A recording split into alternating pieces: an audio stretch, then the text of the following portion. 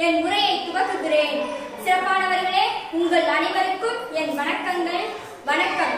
காலையில் தினமும் கண் விழித்தால் நாம் கையில் எடுக்கும் பிரஷும், பாத்ரூம் செல்ல கையில் எடுக்கும் பக்கெட்டும் மக்கும், பள்ளி செல்ல கையில் எடுக்கும் ஸ்கூல் பேக்கும் ஷூவும், யாவும் இங்கே பிளாஸ்டிக் தான், யாவும் இங்கே பிளாஸ்டிக் தான். ஆம், நான் நெகிழி பயன்பாட்டை தவிர்ப்போம் என்பது குறித்தே பேச வந்துள்ளேன். பாத்ரூமிற்கு பக்கெட், பலகாரத்திற்கு பாக்கெட், அம்மாவுக்கு ஹேண்ட்பேக், தம்பிக்கு ஸ்கூல் பேக், அப்பாவுக்கு பைக்கு, அண்ணன் பாட மைக்கு, எழுதுறதுக்கு லெட்டு, படுக்கிறதுக்கு பெட்டு, எல்லாம் பிளாஸ்டிக் மயம். நெகிழிக்கே ஜெயா. இதனால நமக்கு ஏற்படுது பயம். ஆமா, இந்த பயம் நியாயமானதுதான். ஏன்னா மக்காதி இந்த நெகிழி மண்ணுக்குள்ள, மழை நீரும் புகாது நிலத்தினுள்ள, நாளும் பெருகுது நெகிழி பாருக்குள்ள, நாசமா போகுது நிலங்கள் ஊருக்குள்ள. சரி, இந்த நெகிழி எங்கிருந்து வருது? வேதியியலின் வழி வந்ததே நெகிழி, வேதனையை தந்துடுதே நெகிழி, வேகமாய் அடைகிறது பெருக்கம், இதனால் பூமி அடைகிறது வருத்தம். சுருங்க சொன்னால் ஒட்டுமொத்த இயற்கையும் அழித்து வருகிறது. பிளாஸ்டிகோஸ் என்ற கிரேக்க சொல்லிலிருந்து பிளாஸ்டிக் என்ற சொல் உருவானது.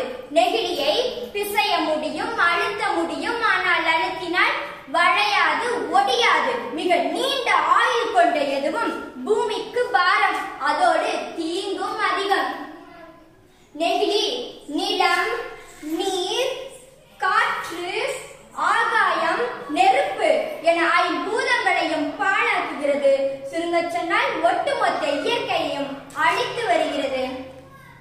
கடலில் கலக்கும் நெகிழியாலே உப்பு நீரும் தப்பு நீராய் போகும். கடலில் வாழும் உயிரினமும் துடிதுடித்து சாகும். மண்ணை மலடாக்கும் நெகிழி மனித இனத்தையும் மலடாக்கும். மாற்றம் வந்தால்தான் மனிதம் வாழ முடியும். நெகிழி பைகள் காற்றையும் சிறை செய்யும் கபட நாடகம் அறிந்தவை. நெகிழி பெட்ரோலியத்திலிருந்து பெறப்படும் செயற்கை பொருள், அதனால் இது எளிதில் மட்காது.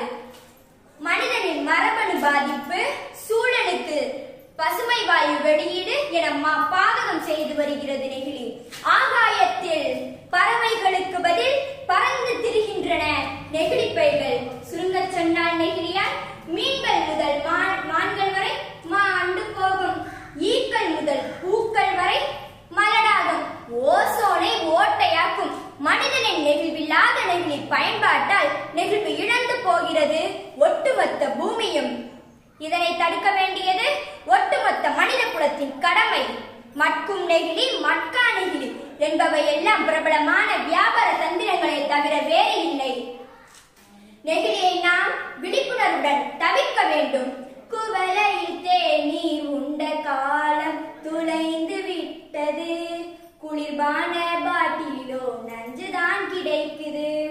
நெகிழியை தவிர்த்து நெஞ்சை நிமிர்த்து, அதனால் பிரஷை தவிர்ப்போம், வேப்பங்குச்சியை பயன்படுத்துவோம். பிளாஸ்டிக் தட்டுகளை தவிர்ப்போம், வாழை இலை, மந்தார இலை, உலக தட்டுக்களை பயன்படுத்துவோம். 500 ஆண்டுகள் ஆனாலும் அழியாத டயாப்பர், சானிட்டரி நாப்கினை தவிர்ப்போம், பருத்தி துணியை பயன்படுத்துவோம். நெகிழியை தவிர்த்து நெஞ்சை நிமிர்த்து, அதனால் பிரஷை தவிர்ப்போம், வேப்பங்குச்சியை பயன்படுத்துவோம். பிளாஸ்டிக் சேரை தவிர்ப்போம், மரச்சேரை பயன்படுத்துவோம்.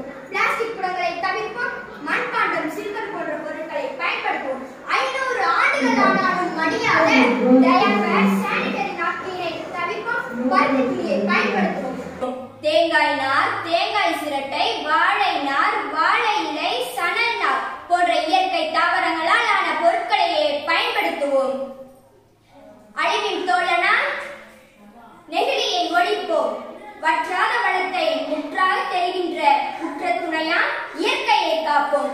JRCயின் நோக்கம் மனிதம் காப்பதுதானே, அதுவே நமது நோக்கமும். நன்றி, வணக்கம்.